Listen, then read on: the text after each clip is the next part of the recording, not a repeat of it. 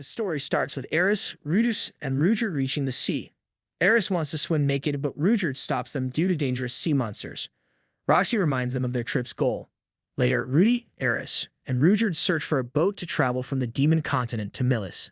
The boatman greets them with nicknames, calling Eris Mad Dog and forgetting Rudy's name. They find out the boat trip costs 200 green ore coins. During lunch, leading Eris to suggest Ruger run across the sea, which he refuses. That night, Rudy falls asleep thinking about their situation and has another dream encounter with Hitagami. Although skeptical, he listens as Hitagami suggests buying food from street stalls and walking through back alleys. The next morning, Eris and Ruger practice sword fighting, but Ruger loses focus upon seeing Roxy behind Eris. Meanwhile, Rudy follows Hitagami's advice, buying food and walking back. He senses Roxy's presence, hears women enjoying life, and meets a girl begging for food. After getting her food, she performs a backflip and thanks him for saving her life. She introduces herself as Kishika the Demon Emperor and rewards him by replacing one of his eyes with a demon eye. Adjusting to his new eye, Rudy saves a man from falling objects. He discusses the eye's capabilities with Ruger, who explains Kishika's abilities. Rudy becomes comfortable with the eye and defeats Eris in a fight using it. Later, he contemplates taking Eris back home and selling his wand for money. During an emotional conversation with Ruger, they discuss trust and decide to take the smuggler's boat for their journey. Suddenly, a man named Gara's cleaner arrives to thank Rudy for saving him earlier. The story changes to focus on Roxy, Elise, and Talhand in the city as they search for Paul's family. Elise is interested in men and spends time with them, causing delays. During a conversation, Roxy mentions a dangerous demon named Dead End. Talhand tells Roxy about a group around the demon continent. Eris, Ruger. Roxy warns them to stay away as they could be powerful. They haven't found any clues about Paul's family and plan to gather information the next morning. While walking near the beach, Rudy encounters Eris and Ruger practicing sword skills. Roxy gets caught by Ruger but hides in a room. She accidentally breaks a wall with a spell, leading to expensive repairs. They move on to the next town. Gora's cleaner agrees to smuggle Ruger across the sea. Rudy daydreams about an adventurous ship journey with Eris, but Eris gets seasick. They finally arrive, and Eris decides to avoid ships in the future. Rudy goes to fetch Ruger and asks Eris to take care of herself. Later, Rudy arrives at a secret place and is taken underground where smuggling happens. He sees a fierce dog and witnesses the killing of a beast woman seeking help. He reaches Ruger, and they're told to leave. Ruger reveals that some beast-race people have been kidnapped, and they plan to save them. Rudy worries about Ruger's intimidating nature, but he decides to help. Ruger eliminates the guards and they rescue the captives. Unfortunately, they can't save one woman. Rudy leads them to a town, speaking in the beast language. They remember they left a beast dog behind. Rudy bravely returns alone to rescue the dog. He breaks a barrier with magic, and the dog becomes happy. Suddenly, another beastman attacks Rudy, leaving him unable to move. The beastman identifies Rudy as a smuggler and plans to punish him. Another beastman heads towards the town to follow the group while he takes Rudy for punishment. Rudy finds himself in a cozy prison-like apartment. He waits for Eris and Ruger. Cheese, a new inmate, arrives. They argue and witness smugglers attacking beastmen. Rudy helps the beastman confronts Gora's cleaner, a smuggler. With teamwork, they defeat Goras, but Rudy is injured. He wakes up to Eris, Ruger, and others' arrival. Eris explains their delay and their journey to find smugglers. Rudy and Eris share stories they'll tell their family. Meanwhile, Grandpa's actions lead to chaos and his execution. Eris hopes for a happier future. Eris enjoyed time with the children at the lake. Rudy, hiding in a box, accidentally kicked a dog and was confronted by Mushuko. After a tense start, they had dinner together, and Eris defended Ghislaine when Mushuko criticized her. Eris praised Ghislaine, and the children admired her. They practiced swordsmanship, and Tona expressed her anger about Eris leaving soon. As the departure day neared, Mushuko shared her regrets about Ghislaine's departure. Tona and Terusina apologized to Eris. On the morning of departure, they bid farewell tearfully. Eris dueled Mushuko and lost, which puzzled Rudy. They left the village, and Jeez unexpectedly joined them, sharing intriguing stories about the 7 strongest warriors. And after reaching the Holy Milis Kingdom, Jeez parted ways with the group. They planned their strategy against Dead End and paused in the Holy Milis Kingdom to earn money. Rudy came up with a plan to improve the super race's image and write a letter to his family. Eris fought goblins while Rudy observed. Rudy witnessed a kidnapping and got involved, defeating the kidnappers. In the process, he accidentally wore panties on his face and introduced himself as Rudyard. Rudy's dad, Paul, was among them. They argued, and Rudy mentioned his hardships. Later, in a bar, Paul criticized Rudy for not prioritizing his family. An argument ensued, and Norn, Rudy's younger sister, stopped them. Rudy walked away sadly, planning to leave the city. In his room, Rudy felt weak. Eris and Rudyard found him emotionally broken, and Eris tried to comfort him. The focus shifts to Paul. He suddenly teleports and finds himself in an unfamiliar place with Norn. He recalls the dark sky and his family. Surviving alone, he protects Norn and reaches a village with camps. There, he learns the truth and forms a team to find people. He battles depression, spending time with Norn and turning to alcohol. Jeez seeks Paul at a bar. Paul is drunk and upset. Jeez invites him to join the guild the next day to show him something. Paul explains his depression due to his son. Jeez helps Paul see his expectations are too high for Rudy, who survived the demon continent as a genius in magic. Jeez explains the challenges, emphasizing Rudy's journey positively. He leaves, suggesting Paul appreciate their safety. At night, Paul sobers up and realizes his state. Next morning, Paul arrives, sober and clean-shaven, while Rudy, Eris, and Rudyard had breakfast. Eris is angry, but is taken out by Rudyard. Paul and Rudy talk, apologizing for their behavior. The bar owner observes. Paul reveals the Fito region's disappearance, but Rudy plans to search for his mother and Lilia. They reconcile emotionally with a hug. Later, they reunite in a room. Eris arrives with a bruised face.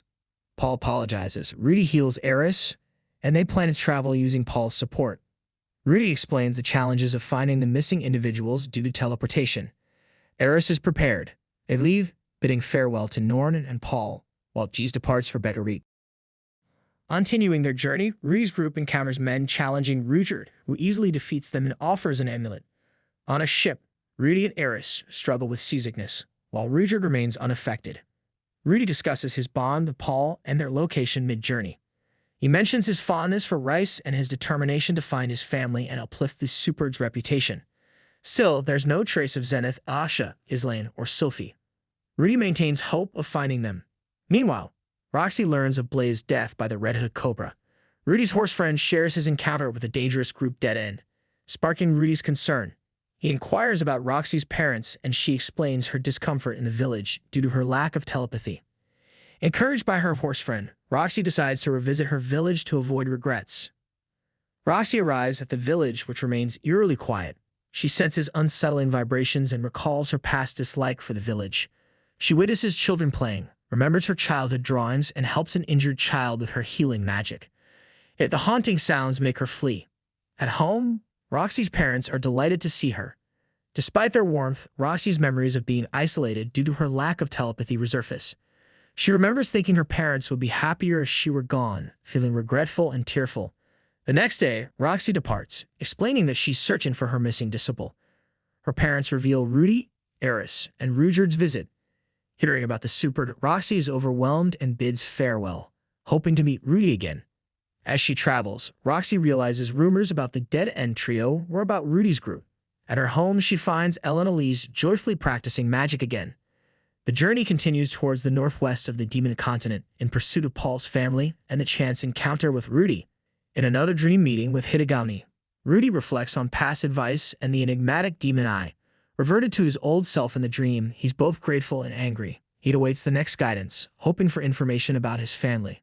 The god insists he must follow advice upon reuniting with family in the dream realm. Hidegami advises Rudy through a vision of Aisha crying before soldiers. He's told not to reveal his real name, suggesting he write to someone at the palace of Sharon Kingdom to inquire. The god promises to save Lilia and Aisha. Rudy awakens feeling ill. Next morning, they reach the kingdom. They bond during the boat ride, enjoying rice, Eris revels, and company. Rudy plans to write Roxy, who could help save Lilia and Aisha. He shares his family's captivity but keeps the source a secret. Approaching their destination, he drafts a letter for Roxy.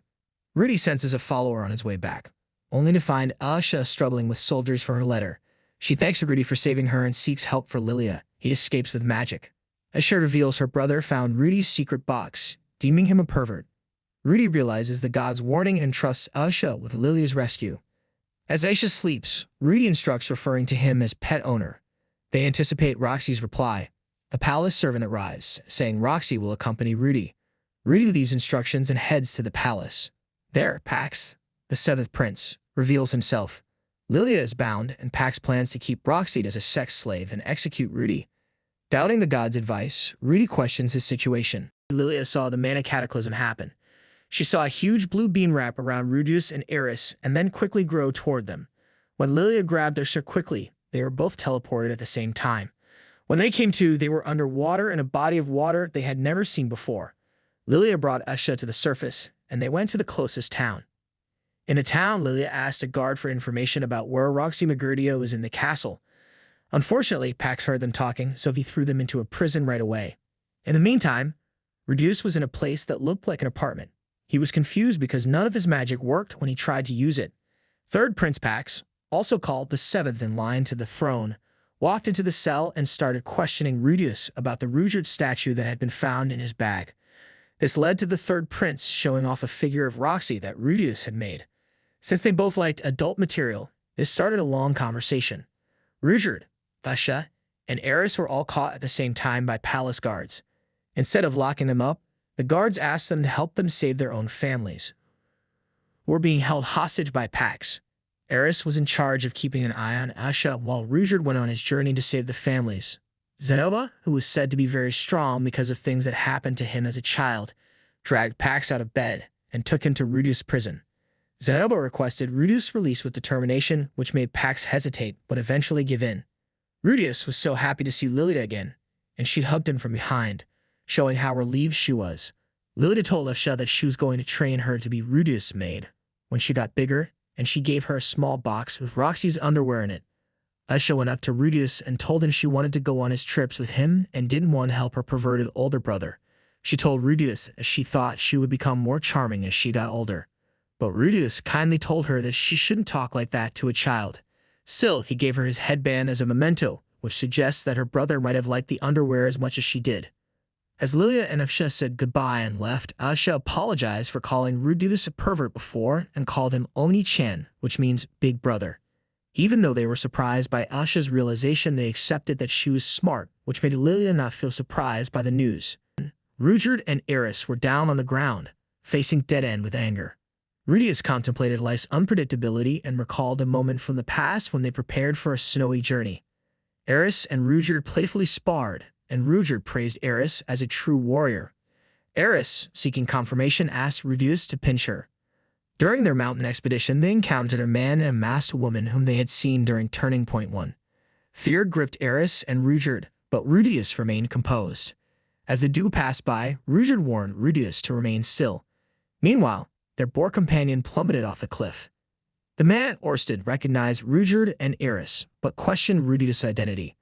Rudius inquired about the mana cataclysm, but Orsted denied knowledge. They parted ways, but Orsted attacked Rudius upon mentioning Hitagami. Orsted subdued Ruijerd, accused Rudius of Hitagami's affiliation, and stabbed Rudius.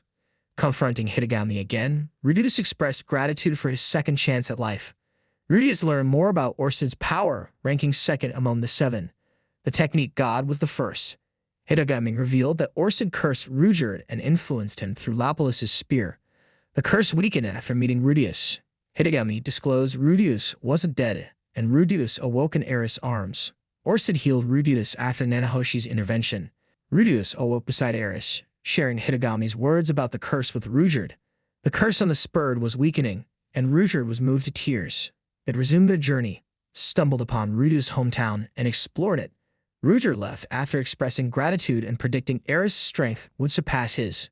Continuing, they encountered survivors from the Central Continent's disasters. Eris embraced Ghislaine but learned of her parents' tragic death and the new ruler's demands. Ghislaine disagreed with Alphonse's plans and advised Eris to escape. Rudius checked the list of missing warriors and discovered Zenith and Sylphieg were missing, not deceased. Eris visited Rudius at night, and they shared their love and intimacy. The next morning, Rudius awoke joyous but found a note from Eris. She had left with Ghislaine on a journey without revealing their destination. Rudius desperately sought answers from Alphonse but couldn't find out where they went, leaving him heartbroken. Eris woke up with Ghislaine by her side and they continued their journey. In contrast, Rudius struggled with depression, haunted by memories of his supportive parents in his previous life. He remembered his mother, leaving notes with his meals, expressing her care. Alphonse visited Rudius, updating him on their dire situation. Resources were scarce, but Rudius remained bedridden, mentally defeated. Eris admired Rudius to Ghislaine, acknowledging his exceptional nature and their love. She vowed to grow stronger together to defeat the dragon god. Rudyard's kind actions dispelled travelers' fear of him, recalling Rudius' assistance. Zera and Tono were shown in their respective places, with conversations centered around Rudius' impact. Rudius' emotional distress overwhelmed him, leading to tears. A brief scene showed Kishirika Kishirasu using her demon eye ability to locate people. Roxy learned about Usha and Lilia's reunion and Zenith's potential location. She discovered Rudius' sadness and concerns, sharing this with her team. Rudius' flashbacks of Zenith prompted him to leave his tent, battling depression. He walked forward, paralleling a memory from his past life, leaving his childhood room to embark on a journey to find Zenith.